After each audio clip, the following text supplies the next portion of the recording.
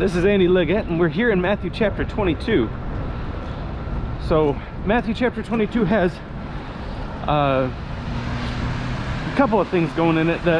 First, it has a parable, and then Jesus answers 4 questions, 3 for Pharisees and 1 for Sadducees.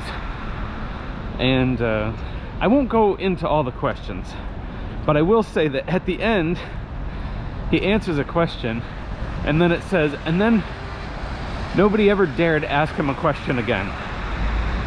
That's something I think is really cool about Jesus, is that he answers these questions, and after he's done, I don't know if I've ever seen this happen in real life, where somebody's in an argument and somebody just makes a point that's just so good that everybody just sits back and goes, huh, okay.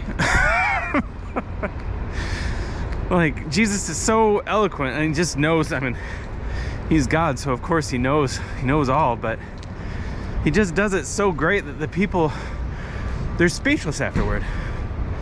So I'll just go into one of the questions, and the parable.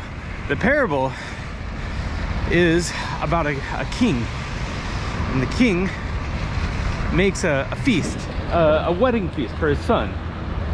And he's talking to the Pharisees. This is still kind of connected to the previous chapter, where the Pharisees are really just kind of getting at him for being open in his ministry now.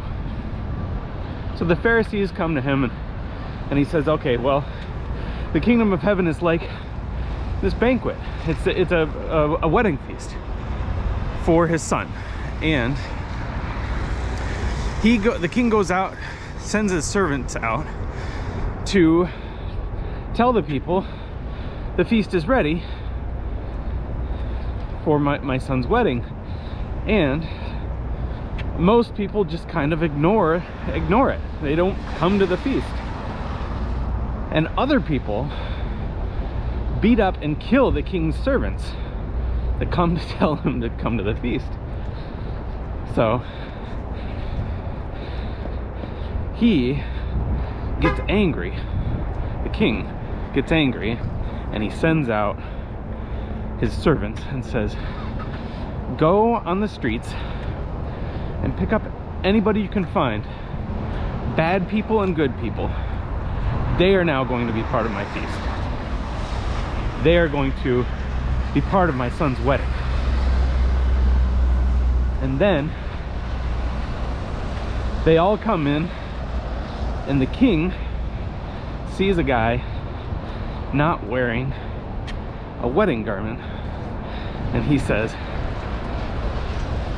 what are you doing without a wedding garment on? And he kicks him out into our outer darkness. Now, this parable is clearly talking about people entering into God's kingdom. You know, his feast is like his heaven. You know, it's like, yeah, it's like being entered into heaven. And it's clear that the kingdom, the people that are part of his kingdom, were the Jews. And the part that kind of trips people up, and I'll explain it, is the part where the guy comes without a wedding garment. It kind of seems like, well, the guy didn't have an outfit. I don't know how many times I went to a wedding and I felt like I was underdressed. But it's not like that, because it was understood that if a king was bringing in some people that didn't have, you know, the money to do so, back then they would have known that the king would have supplied him clothes. That's another great picture about this, is that God, you know, in the Bible it often says that we are clothed with his righteousness. You know, it's not by our righteousness that we enter into God. And it even says it in this passage by saying he brings in good people and bad people. So you have this guy who's really just kind of making a mockery of the king and his generosity, and so he throws him out. So Very interesting parable. Shut the mouths of the Pharisees. But then there's another part, and I'll just mention it quick. The Pharisees come up to Jesus and they say, should we pay our taxes? Now, this is a very important question, because when we pay our taxes, you know, it goes to things. You know, it goes to roads, it goes to schools, it goes to things that for the most part we can go along with. You know, we are happy about it. And you know, the government spends a lot of money on things that we don't like, but we still pay our taxes. But they were a conquered nation, so they're essentially paying taxes to their enemies so that they can have even more control over them. So they are saying, should we pay our taxes? They're still kind of looking at Jesus as this leader who may overthrow the Romans and free the Jewish people.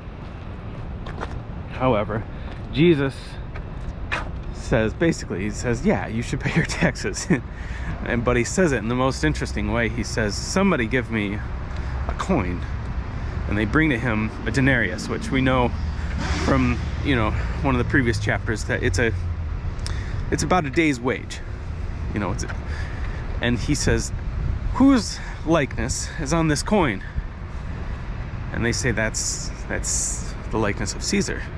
And he says, well, give to Caesar what is Caesar's, and give to God what is God's. What he's really saying is, you're made in God's likeness. It's an amazing part from the, you know, the first couple chapters of Genesis. It says that we were made in his image. And there's a lot to that. I had to write a report when I was in seminary a long time ago on what it meant. They call it the Imago Dei, the image of God. And it said, what does the Imago Dei mean? And I was supposed to write like a one-page paper on what it means to be in the image of God. And I ended up writing like a 5-page paper. I think I was even marked down because my answer was too long. But it means many things, you know, or I misunderstand it and it means something very simple. But it's an amazing concept that we were made in the image of God. But we were, and Jesus comes out and says, whose image is on you? So render to Caesar that which is Caesar's, and render to God that which is God's. So there was another question. I'll just mention this one really quick. And it was that one of the Pharisees came up and said, what is the greatest commandment? And I really don't think he was trying to trip Jesus up. I think this was a question that guy actually just wanted to know. And so Jesus said, well, first, you should love God with all your heart, soul, mind, and strength. And the second is like the first. You should love your neighbor as yourself. I think most people get it backward.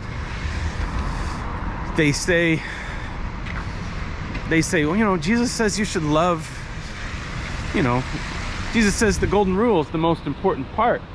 But really what he said was the first commandment is that you should love God more than anything else. And I think the reason he said that you should love God first is because everything else will fall into place if you do that first. That is the most important commandment. Because if you love this world more than you love God, it's, you know, even loving others will go wrong. So everything should flow from the first one. And even the Pharisee that said it, that asked the question, said, that's a good answer.